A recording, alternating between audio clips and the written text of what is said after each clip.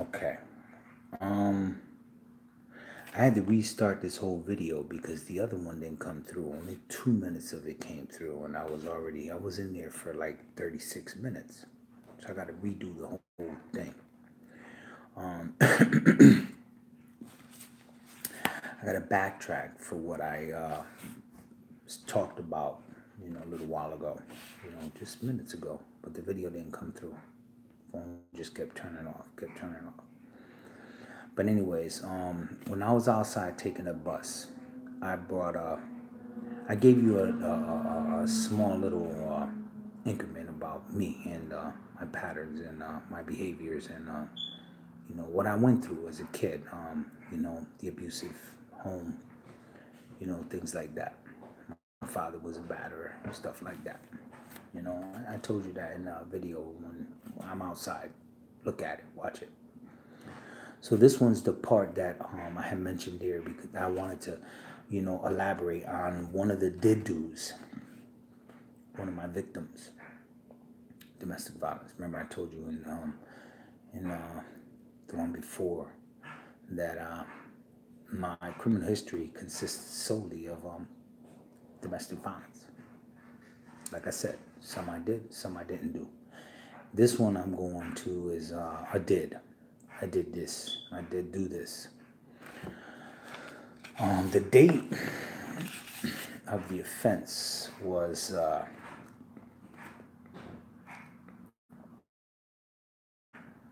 the date of the found pics, post incarceration syndrome, on the internet, and told me, Pete, you have this. You need to look into this. Found me all over it. So it's pics, you know. So, anyways, that's what this video is about. This video is about making amends to them all. The eighth step, I'm in recovery. All right, I haven't mentioned that in any one of these videos. I'm in recovery. I've been clean for 10 years now. My clean date is February 4th, 2008. That's my clean date. Okay, so I got clean during this case. So,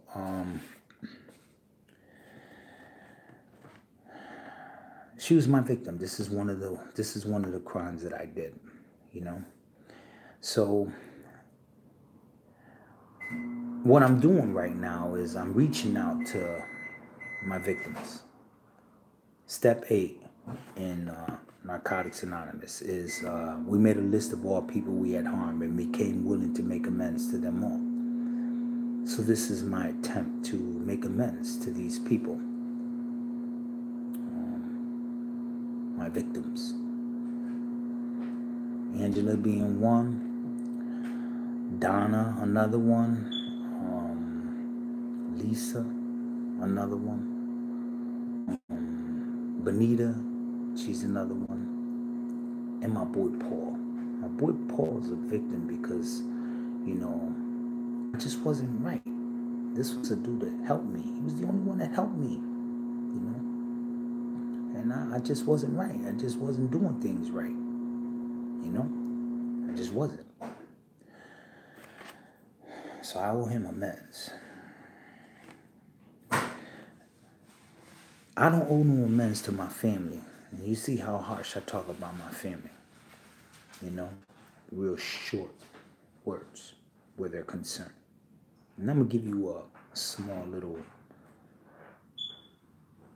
view of why. I've never done anything to these people, ever. I've never stolen from them. I've never done anything. The only thing that I've done was hurt myself. But for them to treat me the way they've treated me for decades now is unacceptable, inexcusable.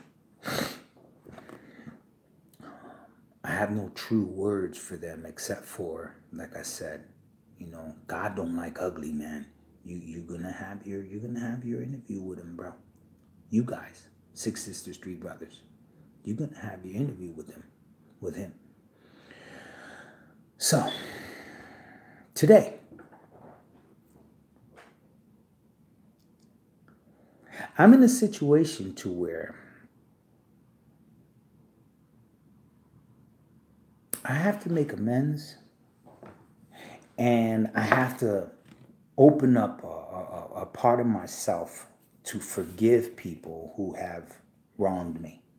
And my family is that one, those people that are deep in my heart that have wronged me.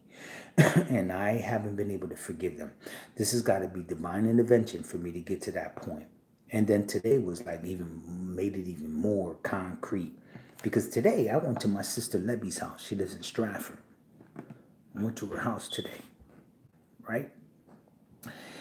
And they got that ring thing, that doorbell thing that has that camera, right?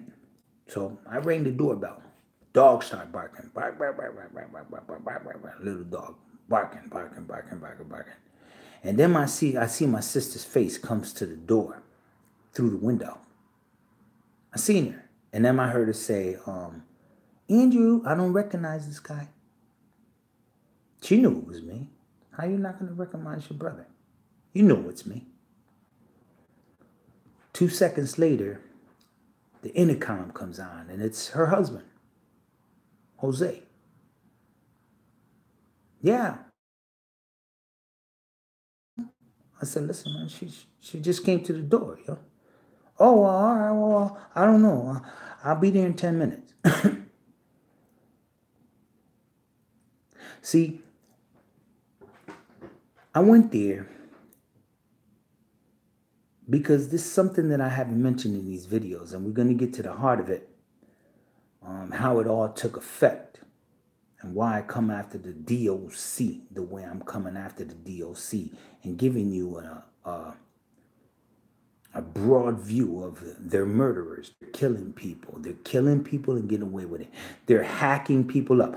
They're allowing people to go into diabetic situations to where they have to have limbs cut off and stuff like that. They're doing this in the prison system. In Osborne, Connecticut, they're doing this in that jail. They are allowing medical situations to go long to a point where they have to hack pieces off, and then UConn does these operations, and they're done half-ass, and now there's some major complications. So, anyways, I have cancer. I didn't mention that to you guys. I have cancer, compliments of Osborne Corrections. Osborne Corrections has a large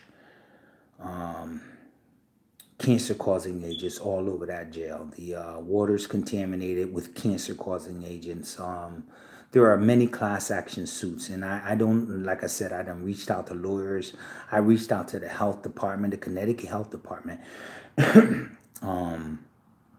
I sent them letters about my complaints and stuff like that. They sent me a letter back saying they were going to look into it to see if it warrants investigation. A couple of days after that letter that I received, they sent me another letter saying that they were going to investigate and that they had assigned an investigator. The investigator's name was Doreen Harper. She works for the Public Health Department of the state of Connecticut. Doreen Harper.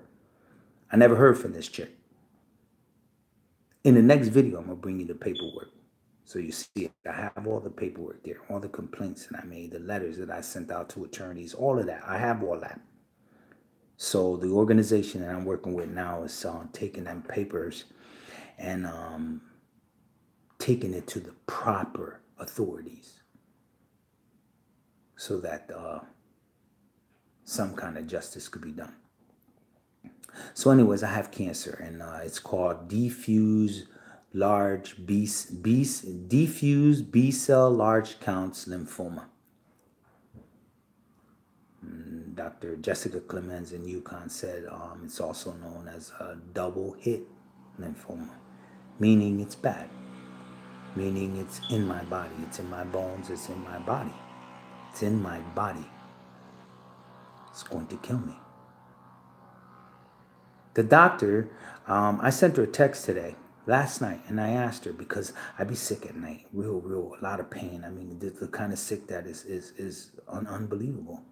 And I asked her in the text, I said, yo, am I going to die? And it's on the phone, so I can't get it, but it was along the lines of, she said that, you know, she's amazed that I'm not as sick as I should be. She says she's amazed. She said that the only thing that she could think of is that I'm a strong body. I have a strong body and I have a lot of will. She said that can carry you through. But other than that, I should be dead. According to the oncologist in Yukon, I wasn't even supposed to be around in May. You know, it's crazy. So, anyways, I go to my sister's house because I'm thinking to myself, I'm thinking that I should extend the courtesy to let these people know that their brother is sick, that he might not pull through this one. Because tomorrow's Monday and I go and start chemotherapy. They have to throw a port in my chest and they have to put one in my spine so that it can go through my brain, because this stuff went through my brain. The tumors, look. See this lump right here? That's a tumor. You see this one right here? That's a tumor. I got a real big one right here. I got a lot of them all over my back, and my pelvis, and my hips. They're everywhere. This finger right here is double the size of this one. See the difference? That's the cancer. She said that the bone in this finger is so mangled. She can only imagine what my hips and pelvis and femurs look like. It's crazy. This was allowed to happen to me in Osborne Correctional Facility by a doctor named Dr. Peli, by a nurse named Keisha Johnson, and by another doctor named Freshton. Freshton was the one who kept pushing it and saying, oh, the lumps are fatty tissue, the stomach cramps are constipation, the chest pain is acid reflux. He didn't even mention anything about the fatigue and the nausea and all that other stuff. And I was talking about all this. I was telling these people systematic symptoms of what I was experiencing, and they all was like, oh, that's what it is. It's not nothing. Keisha Johnson once said that, your condition, this was after the diagnosis, she literally said, your condition is not life-threatening. I couldn't freaking believe it when I heard that. I had the oncologist just a couple of days before that telling me you're going to be dead in 2 months. But this woman said it's not life-threatening. You see, that is exactly what happens. This is what I was talking about, the adopted abusive practices. The DOC had given these people power over people, and power corrupts. So they treat you like shit. They don't take care of you. They forgot the Hippocratic Oath, the oath of caregiving. They forgot that oath. Now they just work for the DOC and they treat you like shit. And that's what you are to them. So they're letting you die. There are people in there, like I said, getting their limbs cut off because of the neglect. There are people dying in Osborne Correctional Facility. They're dying. And you don't hear nothing about that. They will them out. No news people coming on. You don't see Christian Cordero on the news saying, oh, well, another inmate dies in Osborne Correctional. We want to investigate to find out what happened. None of that. The only thing you hear her face talking about is how, the criminal justice system is lenient. You people are stuck on stupid. So anyways, so my sister didn't open up the door, and I wasn't hurt. I didn't feel hurt. It compounded my disgust. It compounded the disgust that I have in these people, because I have never done nothing to these people. I know men in the prison system who are crackheads and dope fiends, all right? They rob their mothers, they rob their sisters, they rob everybody they know. But then they're in the prison system, and those very same people come to their aid.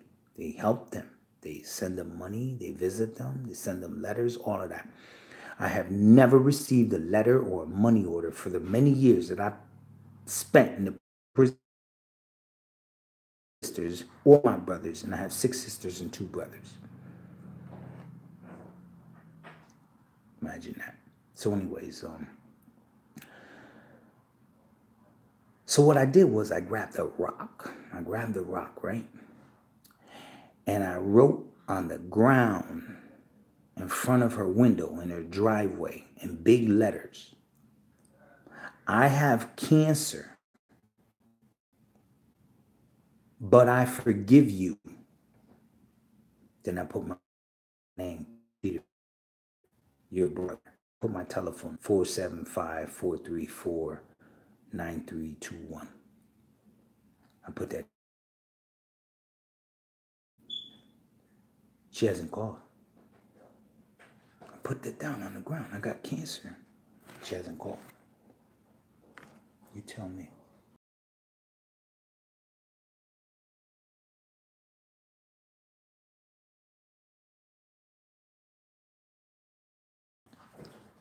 But that's just the way it is.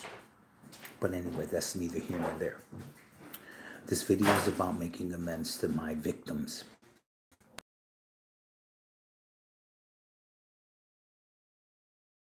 Used her.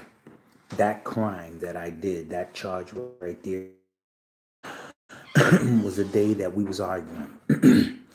And she was always nagging at me, always nagging, because I was out of control with the drinking. I used to drink a lot, spend a lot of money, be out at all times of the night.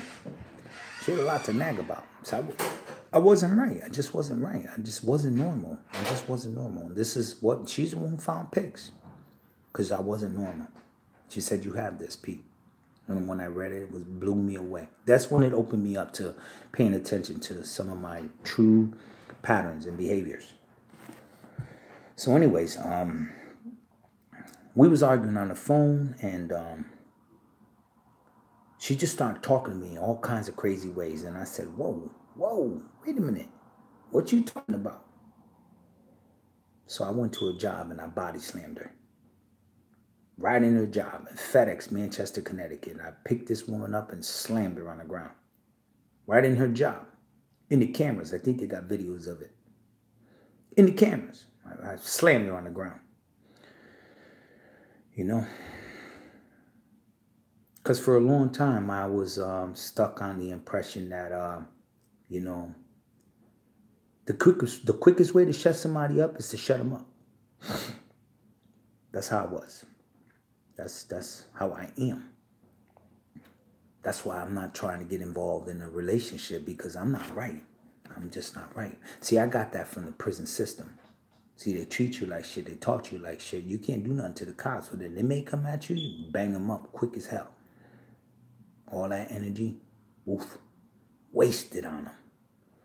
But you bring that same kind of energy at home.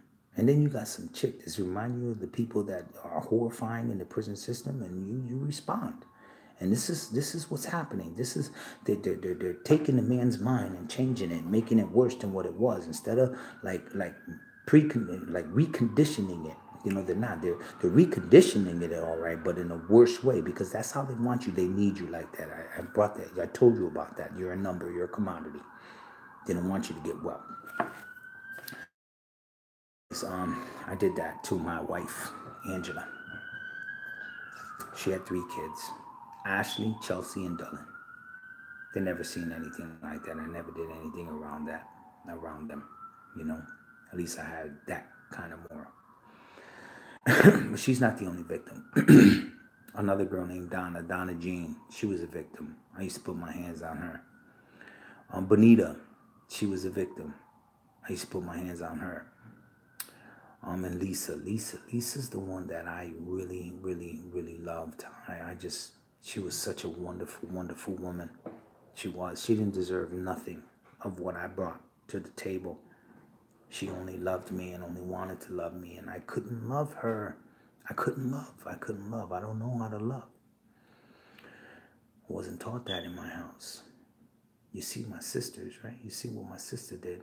They suffer the same way. They don't know how to love.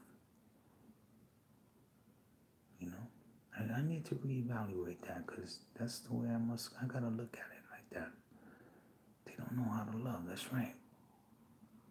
So, anyways, these women, Angela, 3 kids, Ashley, Chelsea, and Dylan, Donna, Billy. She has a son named Billy. Elisa, daughter, and Jamie, another daughter, and Tina, another daughter.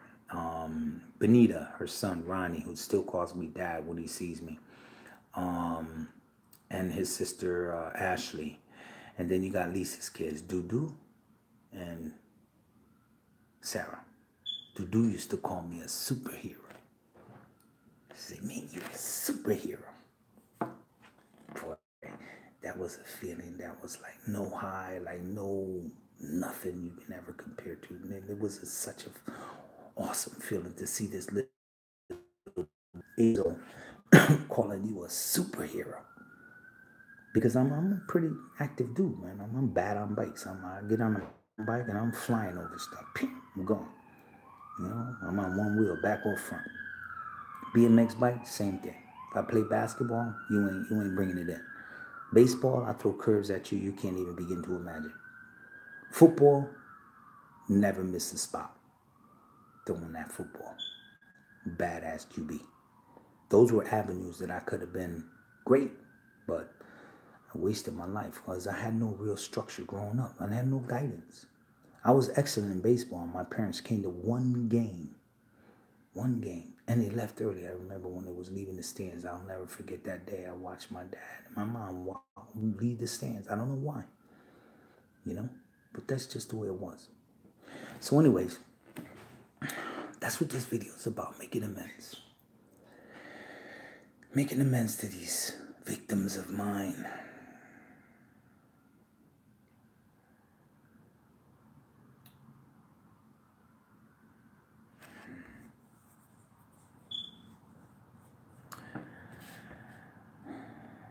The cancer is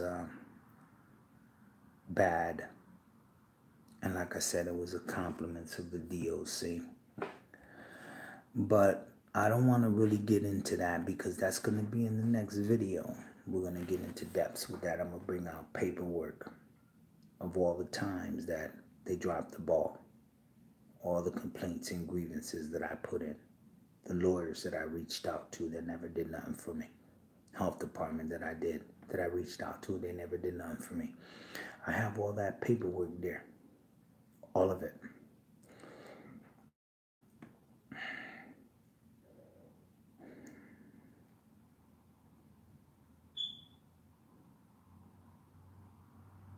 Tomorrow I go in for chemo, to start chemo. They're going to give it a shot. You know, they're going to try it because it might be too late. You know, according to everybody, it just might be too late. The doctor is just, you know, resting on that, Pete, you're really strong. I think you can go through this and come out, you know.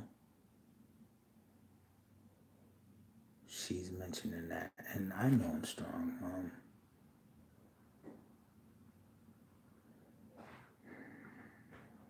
Who knows? Only God knows. I'm gonna try. I got a new mountain bike just so that I could combat the chemo when I come back because I'm supposed to go. They gotta put a port in my back that goes into my spine, and then they gotta put a port in my chest that goes into my body. So they're gonna radiate me in one end and radiate me in another, and chemo and radiation they're gonna throw through my body. I'm a little weary about all that. You know, I would like to try other therapies, immune therapy, stem cell research, stuff like that. I'm hearing good things about stuff like that, but they're saying that we need to go this route right now. So that's what they're saying. I don't know why, but the doctors know, I guess, right? All right. So, anyways, I go in tomorrow. I'm gonna be in the hospital for a week. So I'm gonna try to throw a video out while I'm in the hospital. But pretty soon you're gonna be seeing me, and you're gonna be seeing that I'm not gonna have no eyebrows. There's a little bit of hair that I got right now. I ain't gonna have that. you know, maybe my little joint would be gone. I don't know. It's just gonna look different, you know.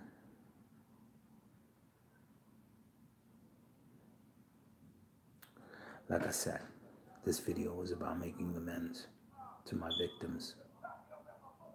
Those are the women that are on my rap sheet here that I say I victimized. I was an abusive man.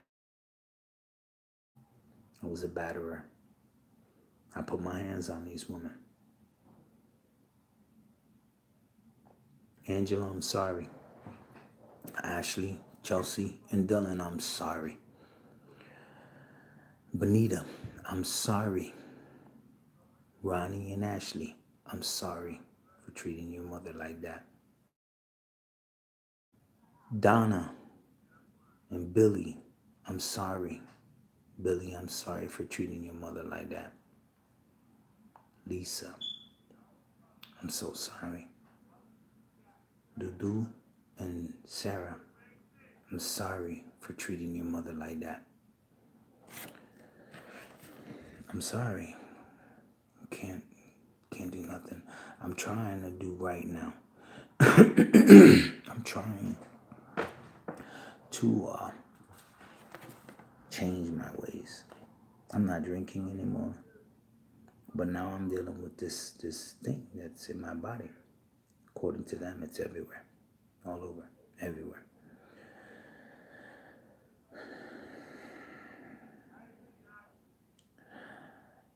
So, I can only say that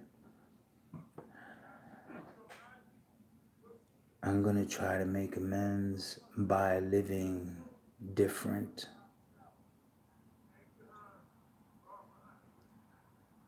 I know I'm still not well, which is why I won't get involved. I won't get involved with nobody. I don't want that in my life. I don't want to become that ugly person that I can be. You know, I just don't want to be that man anymore because I'm really not that man inside. The only thing is that I'm all messed up here. So I respond in messed up ways, courtesy of DOC. It's written in that paperwork. Remember, when I read that paper, I couldn't believe what I was reading because, you know, I just didn't see it. But that paperwork was right on the money, put everything right smack in front of me. So I don't want to get involved because I know I'm not well. You know, I don't think I'll ever get involved again. I don't think I'll ever, you know, open up myself to another woman. I don't believe that I want to do that. There would have to be some extraordinary circumstances for me to do that. And that's not something that I want right now. I need to get right. There's a certain woman that I do think about, and she's wonderful in every single way, but I'm still messed up. So I can't just open up that door. I just can't do it. I don't want to do it. I just can't because I'm not right. Because I know that I will mess it up. I will mess it up. Because that was my pattern, self-destructive. Good things I break. So anyways, that's what I wanted to talk about right now. And making amends. I'm sorry, people.